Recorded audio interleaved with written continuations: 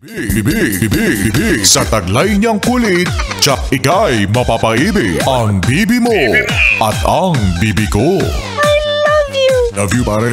Bibo!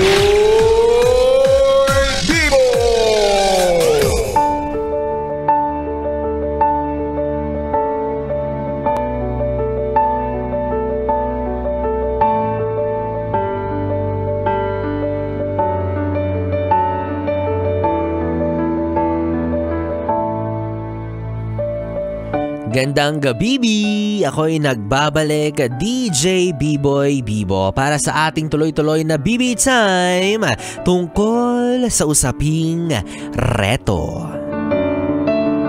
Oh, for sure, ikaw yes friend, siguro naman naranasan mo na to, no? Lalo na kung naabutan mo yung mga GM.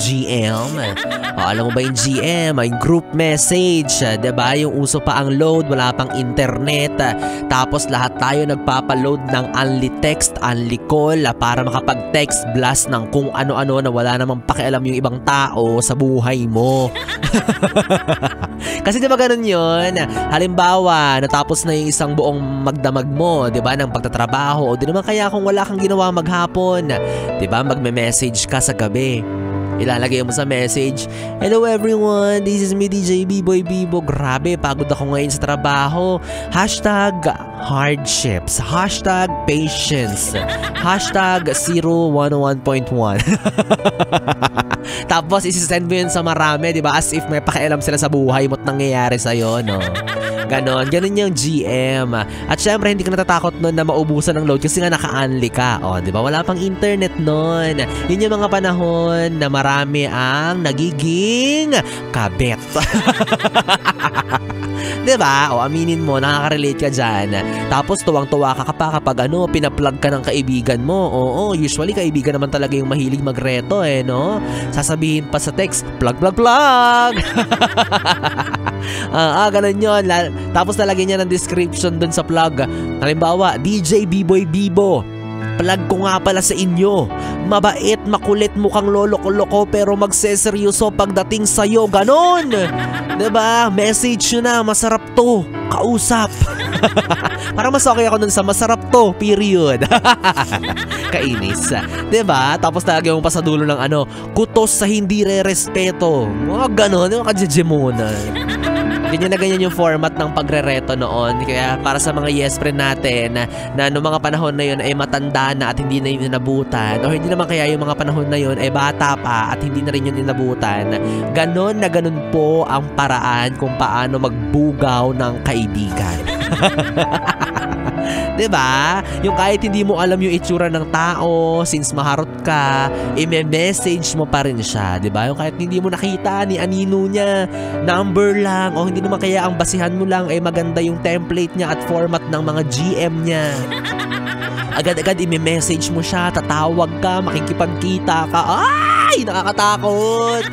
Diba? Nakakatakot makipagkita sa mga ganyan. Yung tinatawag na eyeball. Oo, no? Tapos ang usapan nyo, kunyari, magkikita kayo sa ganitong mall. Ayan na. Magkikita na sa seaside ng MOA. Magkikita kayo, tapos sa message, sasabihin mo, "Uy, nga pala, ito yung suot ko naka-blue ako na stripes." Kahit ang totoo, naka-color black ka, sinungaling. Alam mo, may dahilan naman kung bakit siya nagsisinungaling. Alam niyo kung bakit?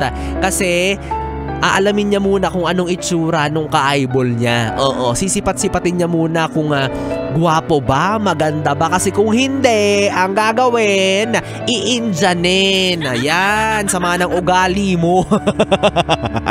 Diba, kapag nakita mo na yung itsura niya, like ang pangit pala. Ayoko dito. Cancel ang plano. Iinjanin mo na siya, uuwi ka na, diba? Ganyan ang kasama ugali mo noon pa man. Meron din naman yung mga nirereto yung sarili mismo sa kung sino-sino. Ay, naku, mga talaga namang desperado.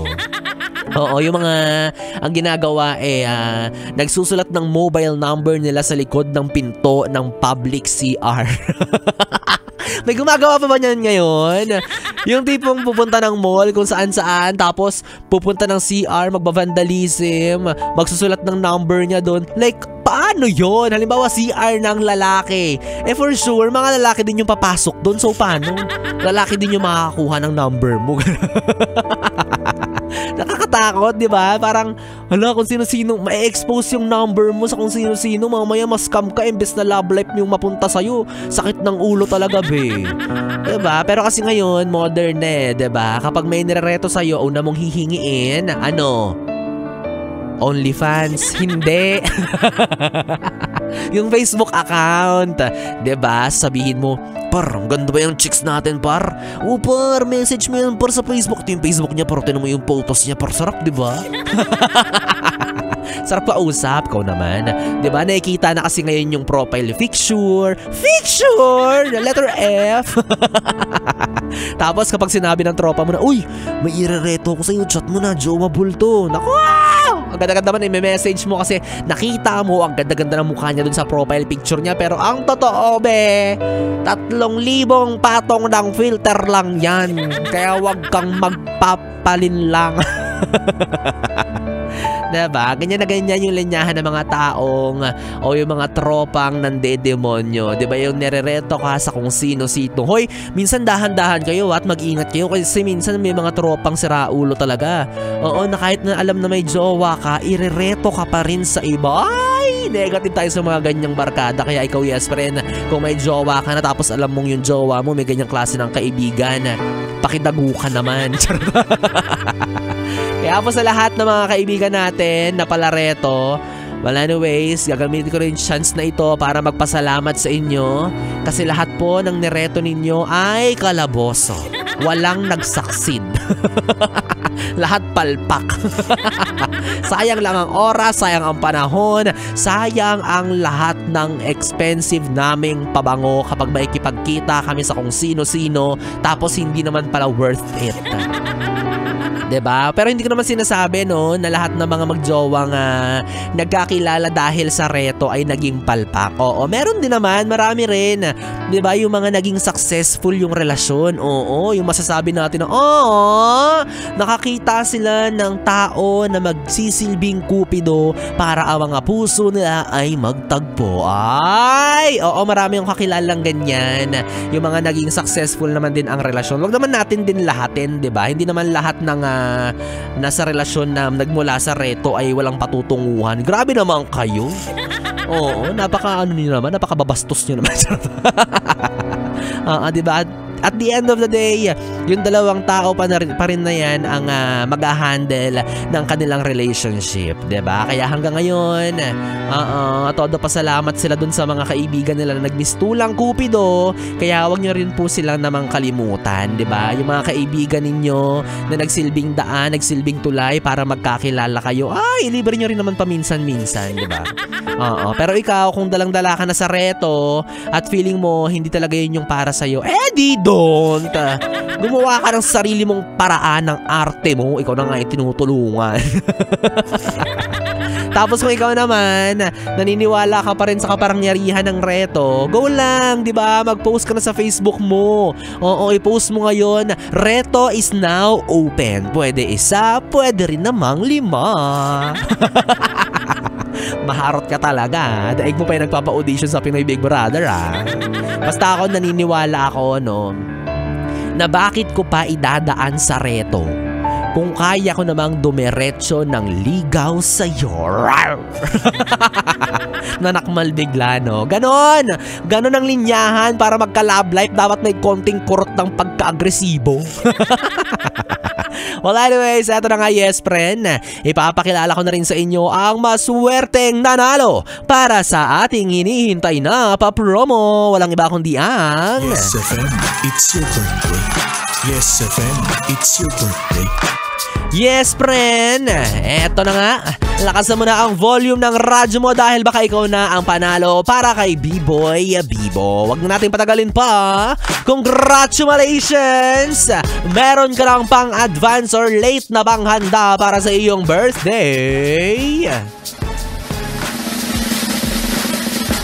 Bridget Angel Onoya. Yon, congratulations sa iyo Bridget Angel Onoya. Isang palakpakan para sa iyo at isang masigabong happy birthday ang bati ko para sa iyo. Siya ay nanalo para sa ating Yes FM It's Your Birthday promo. Ang hinahanap ko kanina ay ang mga celebrant ng 10th to 20th of the month. At ayan na, galing-galing itong pumindot ni Bridget. Ang bilis-bilis ng kamay. Nakapag-send siya agad. O kaya naman congratulations sa'yo kung naririnig mo pa to, no? Ang kailangan mo lamang gawin ay mag-send kay Biboy Bibo ng GCash. Sarot, baliktad pala, no? Kami pala yung mag-send ng GCash. Kainis ng scam pa.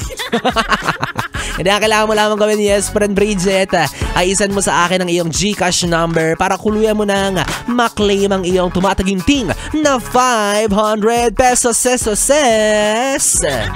Ayan, congratulations. At ikaw, yes, friend, kung hindi ka nanalo, huwag kang mag-alala dahil tuloy-tuloy tayo sa pamimigay ng ating mga papremyo. Manatili lang kayo nakatutok at abangan kung sinong DJ ang mag-a-announce ng birthday nyo at mag-send na kayo agad ng valid ID na may kasamang birth date. Okay? Muli yan ay atin sa atin ng 101.1 Yes FM. It's your birthday. Wala na ba yung yes, friend? 3 oras na BB time na naman ang ating pinagsamahan na nakapiling mo ang BB mo sa radyo. DJ Biboy Bibo, ang DJ na single, ready to mingle, basta walang label. Magkasama't magkarindigan tayong muli bukas sa parehong oras. Dito pa rin at dito ka lang sa istasyong No Problem, ang 101.1 Yes FM. Solid! Good night, TV. Mwah, mwah.